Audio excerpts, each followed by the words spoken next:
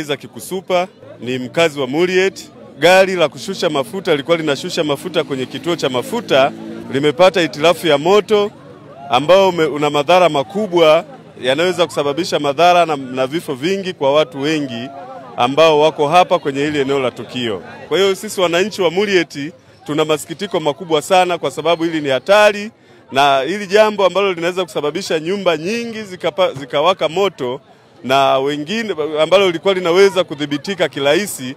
Kuna mtu alikuwa anachomelea hapa na ni mwenye kampuni, na gari inateremsha mafuta hapa. Ndio sababu unaona kwamba hapa kuna moto umetoka hapa, umeseleleka, umekwenda kwenye tenki pale, na kutoka pale kwenye tenki moja kwa moja baada ya kuondoa gari kawa inafuata gari. Nataka kuongea ukweli kwa sababu tayari umekwisha fanya makosa. Na mtu akishafanya kosa ni lazima akimbie. Sasa ukijaribu kuangalia mtu vile vile kuweka kituo cha mafuta hapa kwenye maeneo ya watu, kwa kweli haileti. Si hata stiki unaziona ziko pale.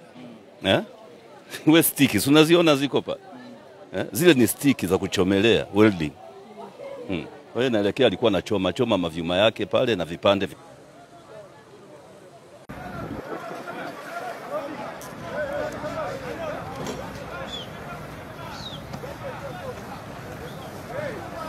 Naitwa Oswald Mwenjejere, kaimu kamanda wa Jeshi la Zimamoto na Uokoaji.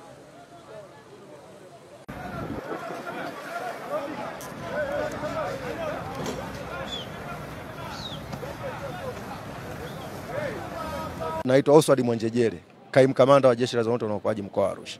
Kwa kilichobaki tupoze mazingira yenyewe yalivyo, ili zile pavement zije kaleta joto zaidi na kuweza kusababisha moto mwingine.